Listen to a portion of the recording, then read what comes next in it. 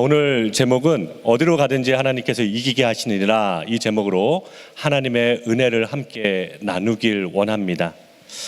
저는 2018년도 11월 달에 한국에서 열심히 기도하다가 왔어요. 왜냐하면 한국에서 제가 있었던 교회에서 약 20년간 이제 고등학교 때부터 이제 목사 안수까지 있었던 교회에서 이제는 하나님께서 보내주실 때가 됐는데 어디일까 하다 11월 달에 열심히 기도하다가 하나님께서 뉴질랜드 땅이라는 곳을 보여주셨습니다. 그래서 이 뉴질랜드 땅에 열심히 기도하고 2019년 1월에 오게 되었죠. 저 먼저 왔어요. 왜냐면 저희 아내는 한국에서 병원에서 일을 했기 때문에 제가 12월 첫 주에 뉴질랜드에서 부름을 받고 빨리 와달라고, 뉴질랜드 와서 보니까 목사님들이 참 많이 안 계시더라고요. 아이들은 이렇게 있는데, 우리 성도님들 이렇게 좋으신 성도님들 계시는데 목회자분들이 없다고 빨리 와달라는 거예요. 그래서 저는 바로 사임하고 2019년 1월에 오게 되었습니다. 아내는 이제 직장과 아이들의 학교와 그런 것을 다 정리하기 위해서 3개월 뒤에 들어오게 되었죠. 맨 처음 제가 여기 왔을 때 너무나 좋더라고요. 뭐가 좋았을까요, 여러분? 새벽 예배가 없더라고요. 한국에서 저는 1부, 2부 새벽 예배 있었어요. 예, 여러분, 우리 광명교회 한 번만 있죠? 감사한 줄 아세요. 예, 1부, 2부 있어가지고 정말 열심히 물론 감사했지만, 그리고 와서 따뜻한 커피 한 잔에 여기 있는 오네프토 공원이나 이런 공원 가가지고 벤치에 앉아가지고 커피를 마시며 성경책을 보는 이런 호사 아닌 호사를 누리고, 이런 사진을 찍고 한국에 있는 많은 목회자분들에게 제가 많이 놀렸어요. 지금 뭐 하고 있어요? 저는 이렇게 커피 마시고 있는데 너무나 행복하더라고요. 자, 그런데 뉴질랜드 와서 제가 3개월 먼저 왔으니까 뭘 해야 됩니까? 집 구해야지, 그렇죠? 차 사야죠. 차는 쉽게 살 수 있더라고요. 와, 저 이성은 출세했더라고요. 외제차를 다 타다니. 와, 여기 와서 그것도 일본에 있는, 와, 너무나 기분 좋았어요. 그리고 이제 집을 구해야 되니까 제가 이제 막 영어를 잘 못하니까 코리아 퍼스트에 봐서 괜찮은 집을 막 구하기 시작했어요. 그런데 맨 처음 우리 이민 오면 뭐 생각합니까? 무조건 돈을 아껴요, 안 아껴요? 아껴야죠. 여러분 잘 알다시피 저는 3보이즈를 갖고 있어요. 삼형제일지라도 저는 한 방에서 살 수 있다라고 생각을 했습니다. 그래서 어떻게 하면 싼 집으로 갈 수 있을까? 그래서 2베드 집이 딱 나왔더라고요. 여기 써니룩. 그래가지고 제가 바로 전화해서 제가 가겠습니다. 막 갔어요. 가서 너무나 좋은 거예요. 여기다 깨끗하고 또 집주인도 한국인이더라고요. 그러니까 더 신뢰가 가야 한가요? 가지요. 어려움이 있으면 더 한국말로 얘기할 수 있으니까. 그렇게 해서 집주인도 제가 좋았나 봐요. 제가 인상이 좋아 보이죠? 예. 그래서 너무나 좋았나 봐요. 그래서 다 이제 마지막에 이제 계약하기 전에 저한테 묻더라고요. 저기요, 아이들이 몇 명이세요? 그래서 제가 당당하게 하죠. 네, 저는 아들만 셋입니다. 이러니까 갑자기 부동산 에이전시 한국인이 그걸 왜 지금 얘기하세요? 하고 딱 나가버리는 거예요. 제가 얼마나 마음이 슬펐겠어요.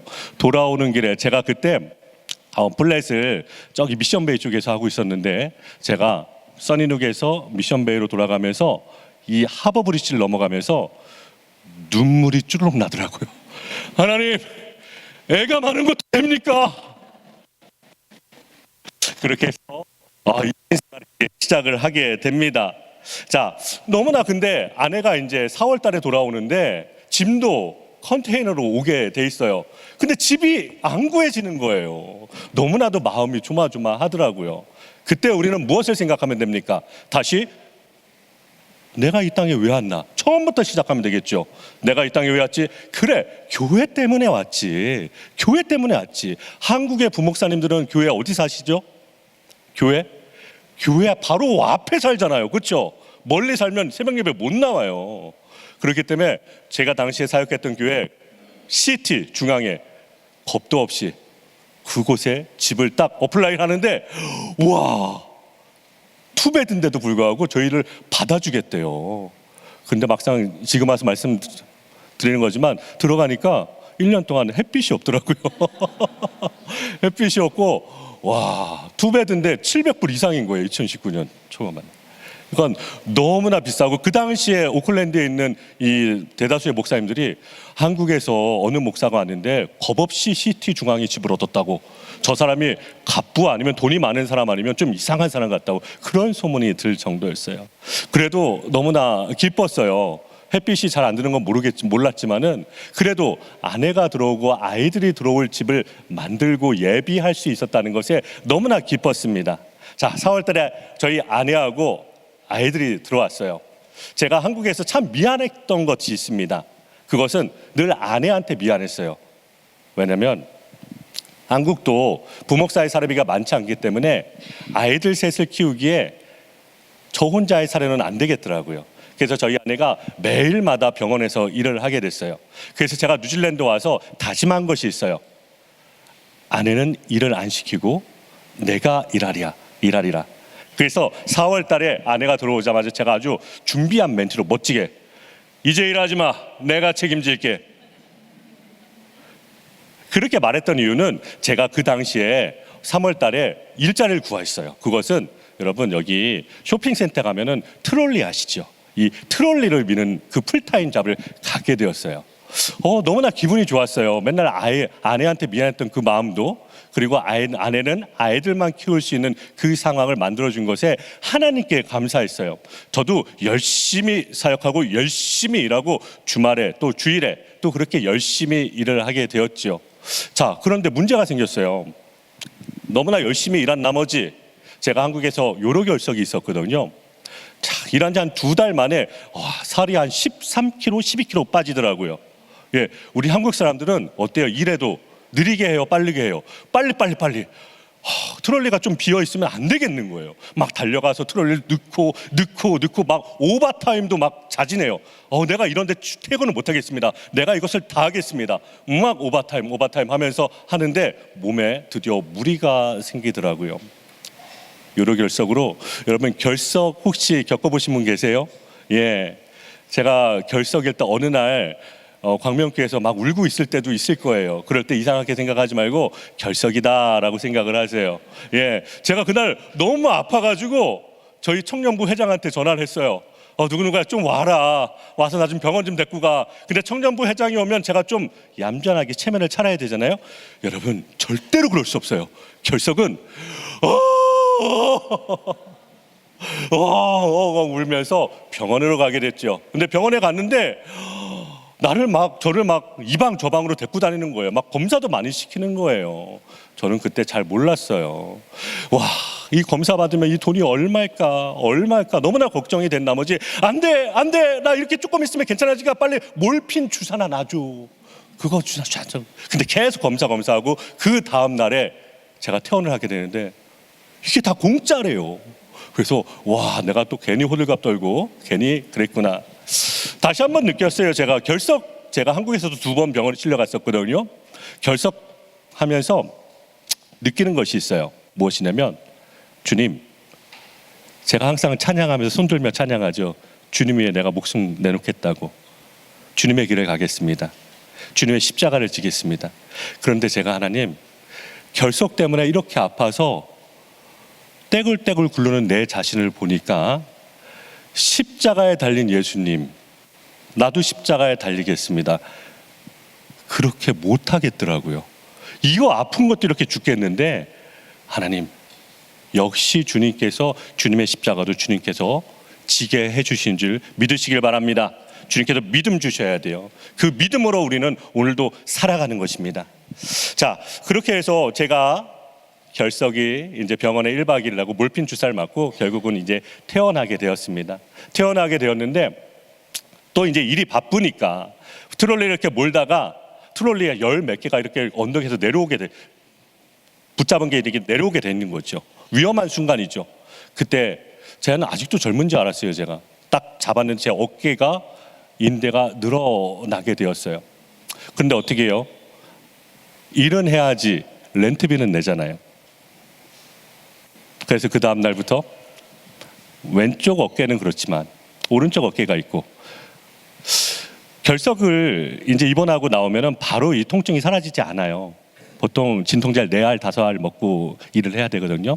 4알, 5알 먹고 이 허리 버클이죠. 버클로 이제 트롤을 밀고 이렇게 밀고 밖엔 비가 오고 그래서 밀면서 참 힘드니까 몸이 힘드니까 믿음도 연약해지더라고요. 하나님 저 이러려고 보내셨어요? 하나님 저 이러려고 보내셨습니까? 그래도 열심히 일했습니다. 아직은 포기하기 이른 것 같아서. 그리고 감사하게 사역의 열매도 있었어요.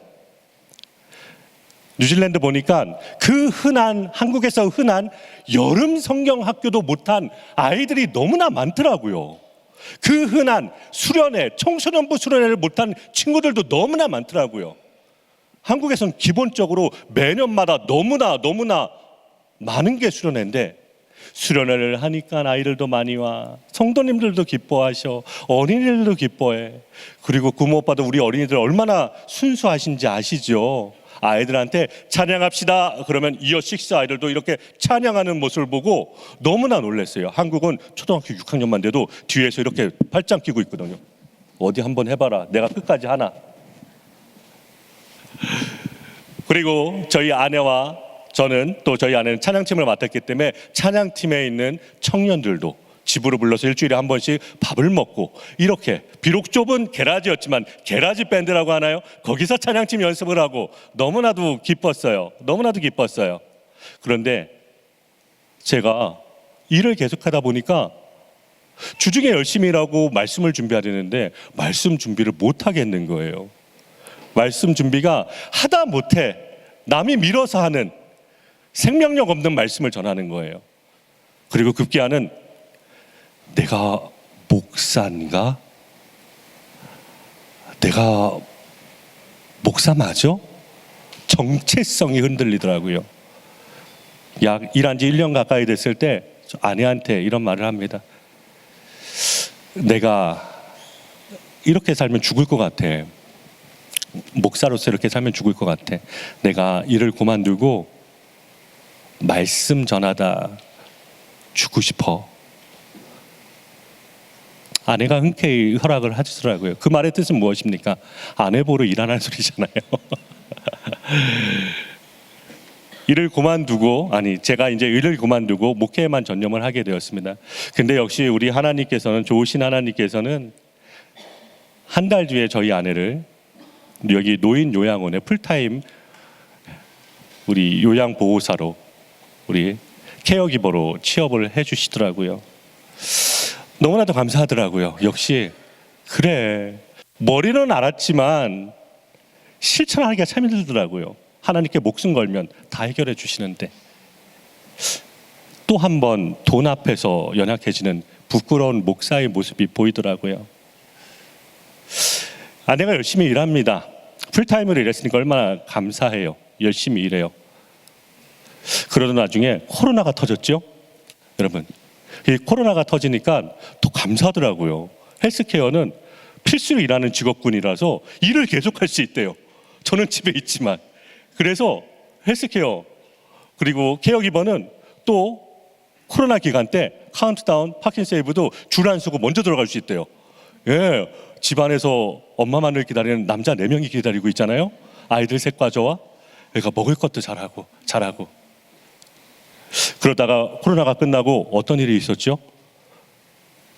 특별 영주권이라는 거 아십니까, 여러분? 예, 영어 시험도 안 보는 그냥 뿌린다는 이 영주권. 예, 야, 드디어 내가 이렇게 고생하면 하나님께서 알아주셨다. 이거 정말 하나님께서 알아주신 거야. 딱 이제 특별 영주권 조건을 보니까 저희 가족은 3개월이 모자라서 안 된다는 거예요. 온지. 우와. 근데 그 전에 저희 아내가 일할 때 저희 아내 있는 병원에서 비자를 준다고 했어요. 저희 아내한테. 근데 제가 얼마나 순수한 사람인가 하면, 자기야 그거 받지 마. 우리 여기 교회 때문에 왔잖아. 우리 교회 때문에 봤으니까 말씀도 전화 죽어야지. 그거 받지 마. 했는데 그때 받았으면 특별 영주권 받았잖아요. 여러분, 사람이 양옆에서 쉽게 받는 걸 보니까 사람이 잠을 못 자겠더라고요. 하나님, 어떻게 이럴 수가 있어요? 내가 요로 결석도 참을 수 있어. 내가 일하다가 힘든 것도 참을 수 있어. 다 참을 수 있어. 근데 아내가 이러는 것도 참을 수 있어. 근데 이게 뭐죠? 막 옆에서 너무나 쉽게 영어 점수도 안 본대잖아요. 하나님, 저 여기 왜 보내신 거예요? 제가 정말 하나님 앞에 죄송하지만 6개월 동안 입이 이만큼 나왔어요. 그랬다 불평은 안 했어요, 여러분. 속만 상했지. 그렇게 시간이 지났습니다. 저희 아내가 일을 하다가 그래도 돈이 부족하더라고요. 예, 여기 참 살기 힘들더라고요, 맨 처음에. 뭐 지금도 그렇겠지만 그러다가 저희 아내가 급기야는 선택을 하게 되었습니다. 나이트 근무. 밤을 새고 아침에 들어와서 아이들 도시락을 싸고 아이들 다 학교 보내고 그 다음에 쉬었다가 다시 출근하는 나이트 근무가 돈을 많이 받으니까 그렇게 일을 계속하게 되었습니다. 그런데 뉴질랜드 온 지 4년이 지난 어느 날 저희 아내가 갑자기 저한테 그러더라고요. 몸에 이상이 느껴졌다라고요. 가슴 한쪽에 멍울이가 크게 만져지는 거예요. 그래서 저희 아내가 급하게 GP로 가게 됐죠. GP에서는 깜짝 놀라면서 빨리 한국에 가라고 그렇게 말을 하는 거예요. 그때까지만 해도 저와 저희 아내는 에이, 하나님이 설마 그러실 수 있겠어. 여기 와서 우리가 어떻게 신앙생활 했는데 아무리 힘들어도 11조 다니고 아무리 힘들어도 사역에 목숨 걸었는데 저희 아내와 제가 저희 아이들을 먼저 보냈어요. 혹시 몰라서 왠지 다시 못 돌아올 것 같아서 저희 아이들까지 다 보냈어요. 역시 아내는 한국에 가자마자 본인이 근무했던 대학병원을 갔고 거기서 왜 이렇게 늦게 왔냐는 이 조직이 암세포가 7cm가 넘어가는 3기 말에서 4기까지 모는 진단을 받았습니다. 너무나도 마음이 힘들더라고요. 하나님, 이게 뭐죠? 아이들과 아내를 다 공항에 내버려 보내고 또 그 소식을 듣고 집으로 들어와서 혼자 있는 내 자신. 모든 물건을 하나하나 볼 때마다 화가 나서 미칠 것 같았어요. 처음에 오면 이 물건 다 어떻게 구합니까? 아주 싸게 구하려고 아내하고 멀리까지 가서 다 구하잖아요. 10불이면 아이고 5불만 해주세요. 20불이면 10불만 해주세요. 아내하고 소파를 옮기고 아내하고 냉장고를 옮기고 그런 모든 게 세팅된 것들인데 또 그런 물건 하나하나 옮기다가 저희 아내가 또 소파 옮기다가 또 발등도 찍히고 그런 걸 보니까 화가 너무 나는 거예요. 하나님 어떻게 그럴 수 있습니까? 하나님 너무나도 너무하신 거 아닙니까? 그럴 때 되니까 지나왔던 제 교회 사역과 그런 것들이 다 생각이 나더라고요. 하나님 이러려고 보내셨습니까? 저희 아내는 이제 항암을 시작하기 위해서 이제 병원에 들어가게 되었고요. 때마침 저는 이제 아이들을 다시 불러드려야겠더라고요. 뉴질랜드로. 아내가 항암을 받고 수술을 받으려고 하니까. 그래서 아이들을 불러서 저하고 있고 그리고 아이들과 함께 그렇게 남자 넷이서 생활을 하게 되죠. 상당히 힘들었어요. 도시락 싸는 게 힘들더라고요. 한 번도 싸본 적이 없어요. 제가 아내가 다 싸줬는데 아이들 셋 다 똑같은 걸 바라지 않더라고요. 예, 정말 화가 나게. 예. 그래서 어느 날은 물어봐요. 첫째한테, 둘째한테, 셋째한테. 첫째는 뭐 빵, 둘째는 뭐 밥, 셋째는 무슨 뭐 과일 같은 뭐 그런 걸 다 맞춰줬어요. 근데 더 화가 나는 건 안 먹고 오더라고요. 너무 화가 나가지고 진짜 아이들한테 화나는 내 자신을 발견합니다. 소리치는. 야, 이게 어떻게 싼 도시락인지 알아? 야, 너 내가 지금 새벽 예배 갔다 오고 잠도 안 자고 이걸 어떻게 싼 건지 알아? 근데 왜 안 먹어? 치사하죠. 더 기도를 해야 되는데 기도보다도 어떻게든 살아내야겠다는, 예. 감사하게도 저희 집안이 그렇게 힘든 것을 아시고 하나님께서 광명교회를 만나게 해주셨고 광명교회 온 성도님들이 눈물로 기도해 주셨습니다. 부끄러운 이야기지만 저보다 더 많이 기도를 해주셨어요. 너무나도 감사해요. 광명교회 성도님들과 또한 한국에 있는 제 모교회에서 모든 성도님들이 기도해 주셨습니다. 아내가 언제 돌아올지 모르지만 저와 저희 아이들이 먼저 영주권을 신청을 하게 되었습니다. 이제 조건이 됐기 때문에 저희 아내가 너무나도 사랑하는 뉴질랜드, 언제 돌아올지 모르지만 근데 제가 할 수 있는 건 아내한테 이 나라에서 버티고 우리 가족 모두에게 영주권으로 이 나라에서 살며 우리 여러분들과 광명교회 성도님들과 죽을 때까지 말씀을 나누는 것이었습니다.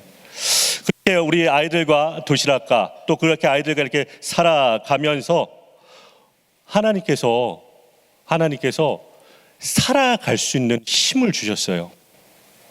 오늘 말씀에 어디로 갔든지 이기게 하시니라. 저는 싸워서 이기게 한다, 하나님의 역사로 한다, 그 말씀도 맞겠지만 진짜 이기게 하신다는 것은 하나님의 은혜로 살아가는 것을 믿으시길 바랍니다. 하나님께서는 살아가게 하세요.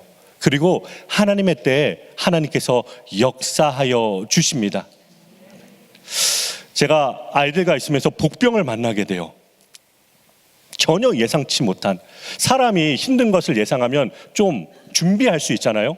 근데 준비하지 못한 그 힘듦을 당하면 한순간에 와르르 무너지더라고요. 한국에서 의사 선생님들이 이런 얘기를 하더라고요. 소아과 의사 선생님들이 사춘기 있는 학생은 사람이 아니문이다. 저희 첫째가 극심한 사춘기가 왔어요. 엄마가 이렇게 아픈데 게임, 그 다음에 동생들을 챙겼으면 좋겠는데 그렇지 못하는 거예요. 그리고 제가 김밥을 배웠어요. 저도 와서 처음으로 김밥이 제일 쉽더라고. 아이들 도시락 싸는데 딱 해가지고 딱 단무지 하나 넣고 기분 좋으면은 소세지 하나 넣고 이렇게 밀어서 딱 해서 해주는데 아이들이 또 안 먹고 오는 거예요. 맛이 없대요. 전 그때 알았어요. 김밥에 밥도 간을 해야 되는구나. 저는 그냥 싸주는 것만으로도 감사하고 먹어 그랬는데 안 그러는 거예요. 그러면서 우리 첫째 아이가 사춘기인 학생이 너무나도 마음을 힘들게 하는 거예요. 제가 오죽 집에서 목사잖아요. 근데 집에서 그렇게 사춘기 있는 학생과 아이들과 있다면 잠시 잃어버릴 때가 있어요. 그러면 소리 지르는 나, 그때 다시 또 교회에 와서 설교하는 내 자신을 보고 너무나도 마음이 힘들더라고요. 그런데 그 첫째 아들이, 여러분 작년 재작년 통화 가서 기억나시나요? 11시에 여기서 간증했던 아이예요. 예, 비록 간증하고 그날 저녁에 돌아와서 다시 게임을 했지만 예, 우리 모두의 하나님께서 이기게 하시느라 그 아이도 만들어 가시더라고요. 또 얼마 전에 수련회 가서 집에서는 잘 안 보여줘요. 그 믿음 있는 모습을. 근데 수련회 가서도 열심히 기도했다고 하더라고요. 하나님께서 하십니다. 하나님께서 역사하십니다. 자, 우리가 영주권을 신청을 했어요. 신청을 했는데 깐깐한 인도 심사관을 걸린 것 같아요. 그래서 우리 아이들과 저만이라도 잘 통과했으면 좋겠다, 그런 생각을 했는데 10월 달에 우리 박성진 시사님, 우리 변호사님을 통해서 연락이 왔어요. 그 인도 심사관이 아내 어디 갔냐고 묻더래요. 그래서 아내 지금 암으로 한국 가서 치료받고 있어. 우리 넷만 먼저 신청할게. 그랬더니 그 인도 심사관이 안 돼, 그럼 그 아내도 넣어, 이런 얘기를 하대요. 그래서 내가 아니 암이라니까 안 되잖아. 그런 마음으로 집사님 어떻게 하면 좋을까요? 우리 집사님께서 기도하시면서 준비해 주셨어요. 저보다 더 기도하시면서 하나님께서 목사님 가정을 통해서 일하실 것이 반드시 있을 것입니다. 하나님의 역사를 기대합시다. 집사님 믿음이 얼마나 좋으신지. 저는 안에서 야, 저 인도 심사관 진짜 못됐다. 어차피 너도 안 되는 거 아내가 암이라니까. 그래서 넣으라고 해서 넣었어요. 다시 연락이 왔어요. 안 된다고. 그럼 왜 내라고 한 거야 도대체, 사람 마음을. 근데 인도 심사관이 내라고 했을 때는 저희 아내가 감사하게 수술을 받고 난 다음이었어요. 항암 8번을 받고 방사능 치료 15번을 받고 난 다음이라 건강검진을 낼 수 있던 그때였다는 말이죠. 근데 안 된다고 인도 심사관이 그렇게 우리 변호사님을 통해서, 집사님을 통해서 말씀하시면서 한 가지 말을 하는 게, 이것이 안 되지만 우리 한번 다른 방법을 간구해 봅시다. 아니, 이게 우리가 먼저 한 얘기 아니에요. 변호사분이, 우리 또 인도 심사관이 그런 말을 먼저 한 거예요. 다른 방법을 간구해 봅시다. 그때부터 좀 마음이 이상하다. 하나님의 말씀과 사랑과 은혜는 영원합니다. 하나님은 완전하세요. 하나님은 정말로 완전하세요. 실수가 없으세요. 하나님의 이 계획은 완전하기 때문에 더욱더 기대가 되는 거죠. 그래서 우리는 무언가 하나님께서 일하시겠다. 근데 우리는 이 세상을 살고 있다는 걸 잊지 마십시오. 우리의 영원한 천국은, 본향은 천국이죠. 잘 준비됐어요. 이제 좀 나올 것 같은 그런 왠지 그런 느낌 있잖아요. 기도하면서. 근데 우리 집사님께서 저희에게, 저희 아내가 비자가 비지터 비자였어요. 비지터 비자였는데 얼마 남지 않아서 집사님께서 이것을 연장하라고 하셨는데 저희가 깜빡 놓친 거예요. 이민성에서 연락이 왔어요. 저희 아내가 비자가 지금 불법 체류자가 됐다고. 우와, 레코드 다 된 거잖아요. 제가 그때 아내를 사랑하는 눈빛으로 봤어야 되는데 그러지 못했어요. 아니, 여기까지 다 왔는데 지금 와서 다 무너지다니, 이게 뭐야. 속으로만. 여러분, 아무리 화가 나도 속으로만 하셔야 돼요. 누가 듣고 계세요? 하나님이 듣고 계세요. 정말 화가 날 땐 바깥으로 나가셔야 됩니다. 집에 있으면 안 돼요. 우리 집사님께서 또 열심히 준비하셔서 이민성에 전화하시고 열심히 저희보다 더 기도하시고 새벽 예배 더 기도하셔서 저희 가정을 위해서, 정확히 2024년 4월 30일 저희 가족 5명 모두 다 영주권이 나왔어요. 하나님의 은혜고요. 하나님께서, 저는 확실히 알았어요. 뉴질랜드를 통해서 하나님께서 역사하실 것이다. 하나님께서 저희 가정을 통해서, 또한 여러분들과의 만남을 통해서 하나님께서 하실 일이 있을 것이구나 라는 생각을 하셨습니다. 저희 아내가, 저희 가정이 참 많은 은혜를 받았습니다. 저희가 무엇을 한 것이 아니라, 여러분이 제가 지금 했던 이 부끄러운 이 목사의 고백 속에서 제가 한 것이 있던가요? 그런 것이 없지요. 저는 그저 하나님 어떻게 이럴 수 있습니까? 라고 마음속으로 생각하며, 하지만 하나님께서 부어주신 그 길만 갔을 뿐이에요. 사랑하는 우리 강명교회 성도 여러분, 힘들고 어려울지라도 하나님은 언제나 옳습니다. 힘들고 어려울지라도 하나님을 무조건 신뢰하시길 바랍니다. 마지막으로요, 저희가 작년에 온 뉴질랜드인 교회들도 저희 가정을 기도해 주셨지만, 감사하게 한국에서도 많이 저희 가정을 위해 기도해 주셨어요. 그래서 경기 서북부 다니엘 기도회가 있어요. 한국은 이제 다니엘 기도회가 여러 부서로 나눠졌거든요. 경기 서북부에 800개 모인 다니엘 기도회에서 저희 가정을 위한 기도회가 열렸었습니다. 그 영상을 우리 잠깐 보기를 원합니다. 이렇게 틀어주시죠.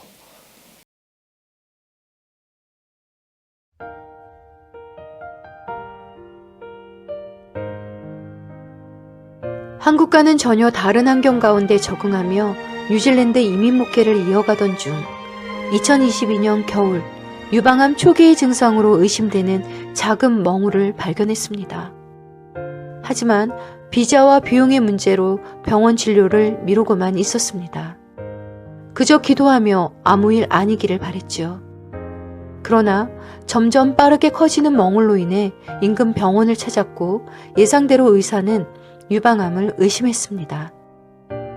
간호사였던 저는 많은 암 환자를 경험했고, 어머니 역시 암 투병 중 하늘나라로 가셨기에 두려운 마음으로 서둘러 귀국했습니다.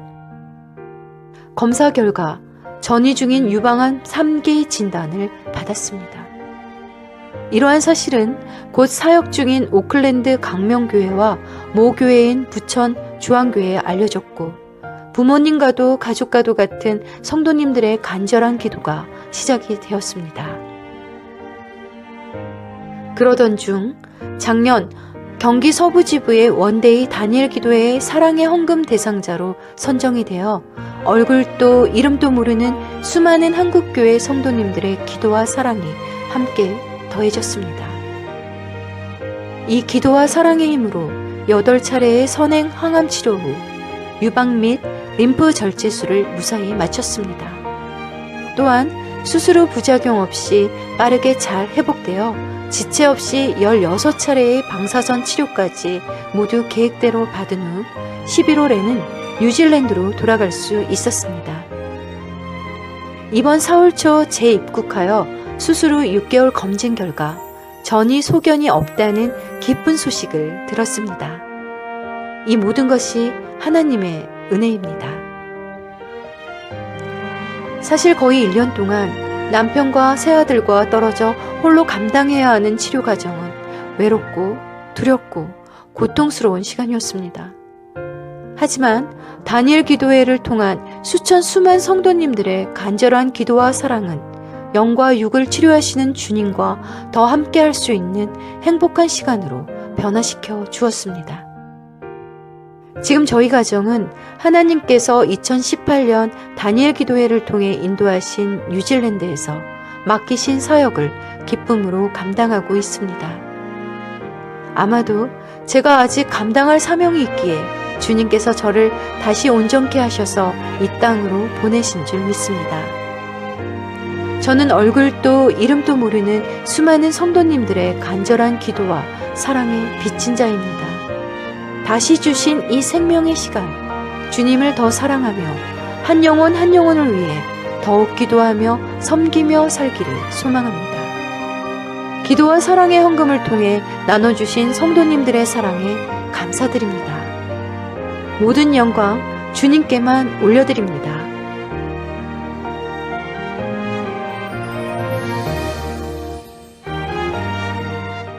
우리는 알 수가 없어요. 때로는 너무나 힘들죠. 하나님